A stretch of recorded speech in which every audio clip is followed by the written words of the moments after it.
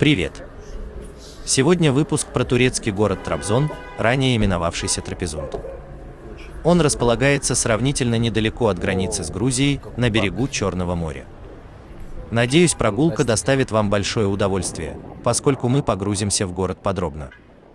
Впереди на YouTube-канале в скором времени будут еще выпуски из Турции и Грузии, а также других городов России. Заранее подписывайтесь на мой канал и не пропускайте свежие видео. А я напомню, что данная прогулка не претендует на всесторонний охват города.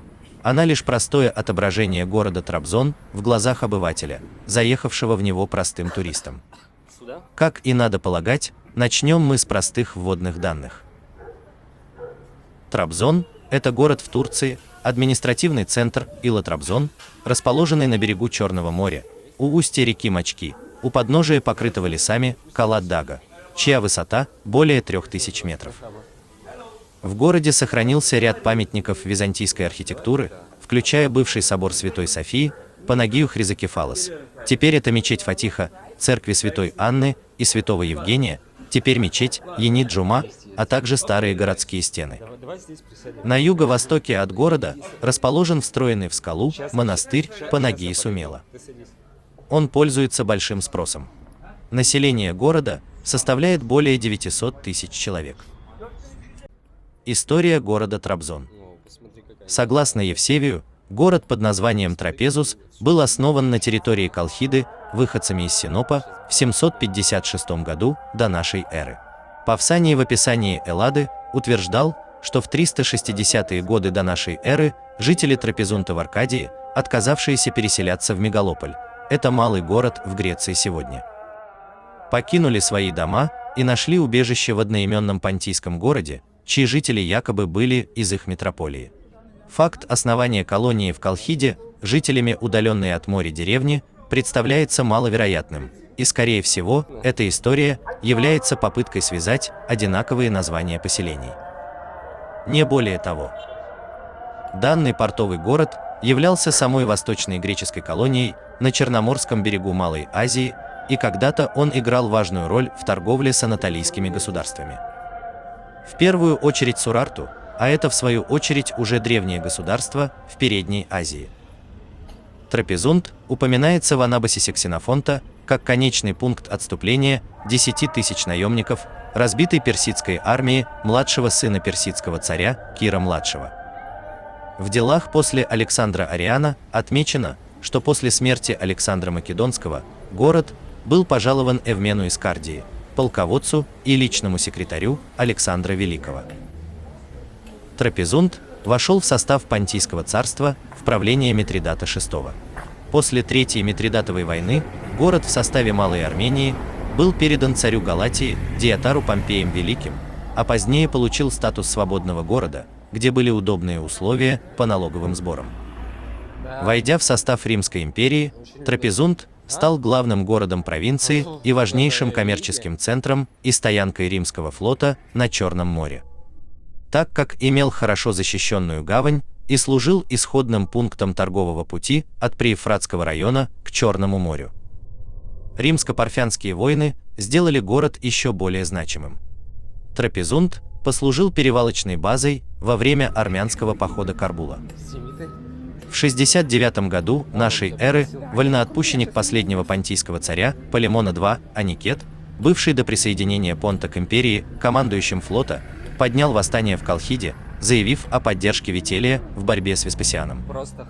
Он привлек на свою сторону местные племена, ворвался в город, перебил местную когорту, сжег римский флот и приступил к пиратству. Веспасиан выслал против мятежников войска, от которых им пришлось укрыться в устье реки Хоп у местного царя Седохеза, который впоследствии решился погубить Аникета и выдал римлянам тех, кто искал у него спасения. Конец благосостоянию города положило разорение готами в 258 году нашей эры, после одержанной ими победы над Валерианом, после которого, тем не менее, город продолжал существовать. В VI и VII веках Трапезунд был центром Восточно-Римской, она же Византийской, провинции под именем Первая Армения. После катастрофических событий, связанных с войнами времени императора Ираклия, в начале средневековой эпохи Трапезунд в тогдашнем греческом произношении, становится главным форпостом Византии на востоке Черного моря. В VII-VIII веках Трапезунд был частью провинции Фемы, Армениак. В IX-XI веках город был центром провинции Фемы, Халдия. По сведениям из мусульманских источников X века, мусульманские купцы часто посещали Трапезунд для закупок византийского шелка. В 1204 году Трапезунд стал столицей небольшого греческого государства Великих Комнинов, известного как Трапезундская империя, последний осколок Византии, которая в XIV по XV век поочередно была данником то турок, то монголов, а в 1461 году уже пала под натиском турок-османов. После сдачи города туркам большая часть домов была передана турецким солдатам, городская знать и значительное число греков были переселены в Константинополь, туда же первоначально был выселен и последний император Давид. Но через 2 года, в 1463 году, император и вся его семья были умерщвлены, а 1500 трапезундских юношей были отданы в янычары. Около 1474 года город посетил легендарный в России купец-путешественник Афанасий Никитин, упомянувший данный город в своих путевых записках «Хожение за 3 моря». Трапезунд был резиденцией греческого митрополита, армянского архиепископа и армяно-униатского епископа. В городе было более 20 христианских церквей и около 40 мусульманских мечетей и школ. До кровавых событий 1896 года в нем насчитывалось от 35 до 45 тысяч жителей, в том числе до 8 тысяч греков и 6 тысяч армян. Остальные были мусульмане, преимущественно турки, а также было немало персов. В 1912 году в городе и близлежащих к нему селах проживало почти 90 тысяч мусульман, почти 40 тысяч греков и 12 тысяч армян, а также насчитывалось 89 действующих армянских церквей. Все они были разрушены. С началом Первой мировой войны греческое и армянское население подверглось гонениям, так называемому геноциду. Греческое население округа сформировало отряды самообороны. В результате Трапезундской операции город был занят русской армией с апреля 1916 года по март 1918 года. Тогда митрополит Хрисанф возглавил Временное греческое правительство. Греческие отряды самообороны продолжили борьбу и с уходом русской армии вплоть до 1923 года, когда большая часть коренного православного греческого населения была переселена в Грецию. Часть сегодняшнего населения, будучи мусульманским, является носителем греческого языка, так называемого языка румча. Как вы видите, история города довольно богата на изменения и чрезвычайно многогранна. Оттого и интересно здесь гулять, впитывать историю улиц. Трабзон – это другая Турция. Не туристическая, спокойная, уютная. Красивая архитектура, восточный колорит, отличный шопинг, комфортный отдых, добродушные местные жители. Здесь есть все, чего ждешь от этой страны. Признаться честно, это нас удивило. Расскажем вкратце, чем заняться в Трабзоне, что посмотреть, где отдохнуть, а главное, зачем в него вообще ехать. Чтобы расширить наши горизонты и увидеть, как живет наиболее консервативная и малоизученная часть Турции, мы покинули гостеприимную Грузию и несколько дней провели в этой мусульманской стране. Чем интересен Трабзон? От Трабзона мы не ждали ничего особенного. Даже информации в сети о нем было крайне мало. Казалось, что все, чем славится Трабзон, это футбольный клуб Трабзонспор, аэропорт с выгодными внутренними рейсами и красивое озеро где-то в глубине провинции. Тем приятнее было в нем оказаться. Этот город сильно нас удивил. Вы когда-нибудь бывали в Стамбуле? Если да, вряд ли он вам не понравился. Этот город покоряет каждого, кто в нем побывал. Думаем, вы оцените и Трабзон. Вспомните атмосферу турецкого города.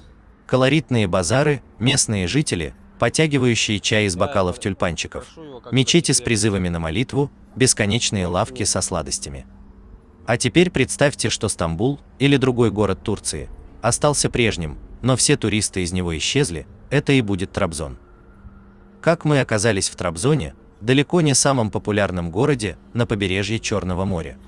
Для нас все началось с желания отыскать интересные нетуристические места Турции. В это время мы жили непродолжительно в Грузии, в Батуми, и полюбили ездить в приграничный город. Границу можно перейти пешком, это занимает примерно 20 минут. Дальше можно сесть на маршрутку и поехать в ближайшие города Турции. Здесь такие города, как Хопа, Ризе, Трабзон. До последнего путь не близкий, около 4 часов. Трабзон открывается села главной площади. Посреди главной площади стоит памятник Ататюрку, народному герою и реформатору Турции. По популярности и частоте упоминаний его можно сравнить разве что с Лениным в годы СССР, ну или с Ким Чен Иром. Разница лишь в том, что Ататюрк был за частную собственность и вел страну в сторону европеизации и улучшению человеческих прав людей на территории страны, в частности, не раз выступал за права женщин-турчанок. По сути, программа Ататюрка сводилась к социал-демократии, социальному либерализму, реформизму, прогрессивизму и проевропеизму. Ататюрк ввел латинскую письменность. До этого в Турции была арабская вязь, как у арабов, а также отделил религию от государства. Тогда же Турция стала светской страной. Ататюрк приучил турок носить европейский костюм вместо традиционного. Если гулять по шумным улицам Трабзона, то можно увидеть, как на каждом шагу делают дюрюм и дёнер, или, как говорят в России, шаурму. Большое обилие магазинов, вывесок – все это Турция. В городе много мечетей, причем торговля происходит в непосредственной близости от них, или даже в самом здании мечети. И это никого не смущает. Несколько раз в день в городе слышны громкие призывы муэдзина через громкоговоритель. Чаще всего азан, то есть призыв к молитве, муэдзин не поет по старинке вживую, а проигрывает запись через динамики. Пару раз можно услышать и живое пение. Около любой мечети есть туалет.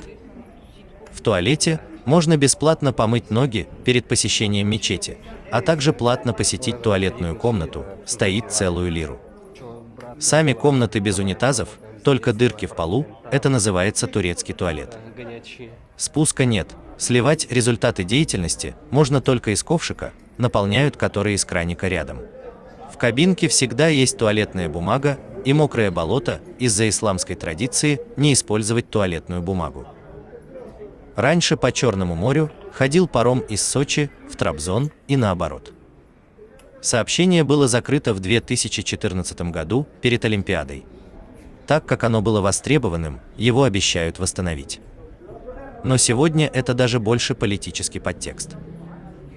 С погодой в Трабзоне ситуация несколько иная.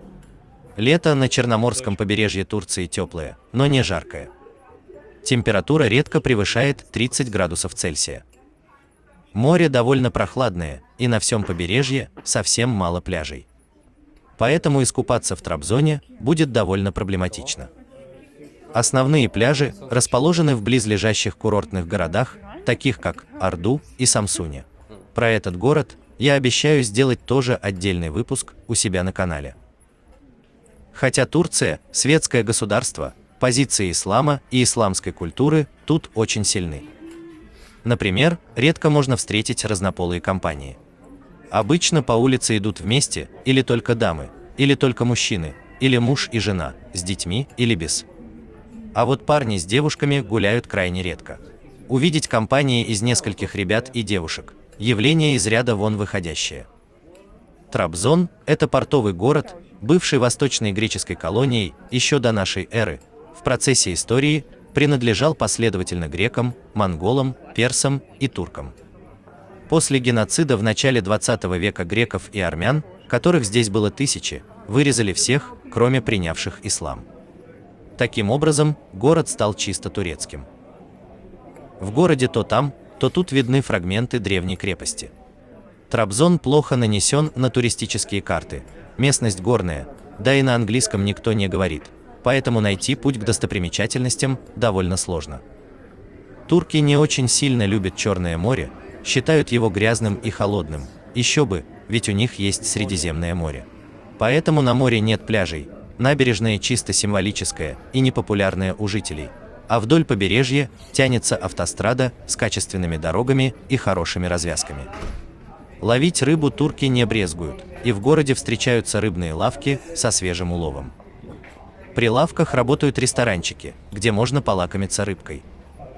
На витрине одного такого ресторанчика рыбаки даже ныряют в море улова. Любой турецкий город выглядит как один большой базар или торговый центр, если угодно. Только он не ограничен каким-то районом, а занимает все центральные части города. Современная турецкая архитектура безлика. Однообразные дома без каких-либо деталей. Города были бы абсолютно неинтересными, если бы не мечети и витрины. Но торговля и магазины приинтереснейшие. Бубликами торгуют с утра до ночи. Только чай продают в одних местах, а бублики принято есть на ходу. Торгуют на улицах в основном всяким барахлом. Чай пьют из маленьких стаканчиков в форме тюльпана. Для русского человека очень все это непривычно из-за малого размера порции. Вот как-то так, если говорить общими словами.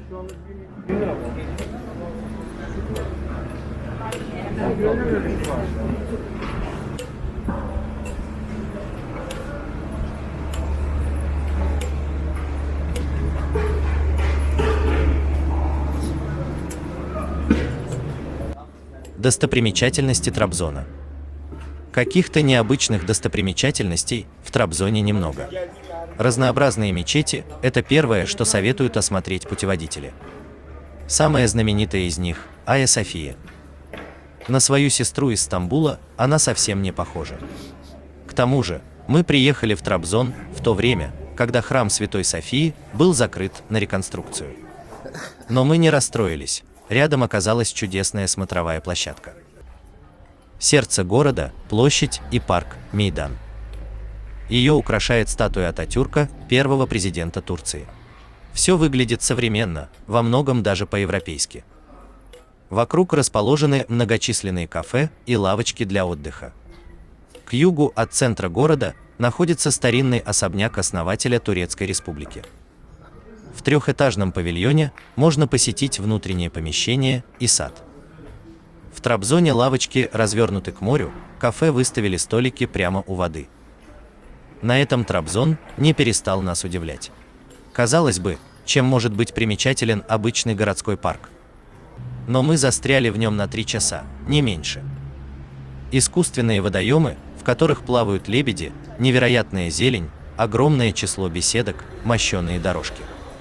По газонам разгуливают упитанные утки и гуси, кошки, даже кролики, которые совсем не боятся людей. В центре парка расположен очень красивый искусственный водопад.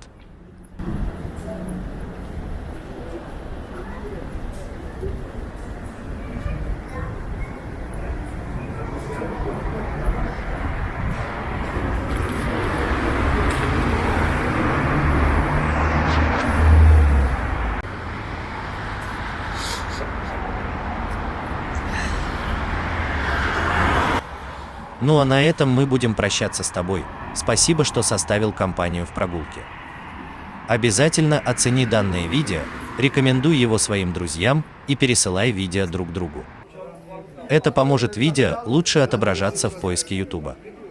Ну и как всегда, оставляй свои комментарии под видео, обязательно напиши, как тебе понравился или нет турецкий город Трабзон, какие у тебя воспоминания об этом городе. Посещал ли ты его? А мы обязательно увидимся в новых выпусках на этом канале уже вскоре. Обязательно подписывайтесь и ставьте свои оценки. Смотри выпуски на русском и английском языке. А мы увидимся.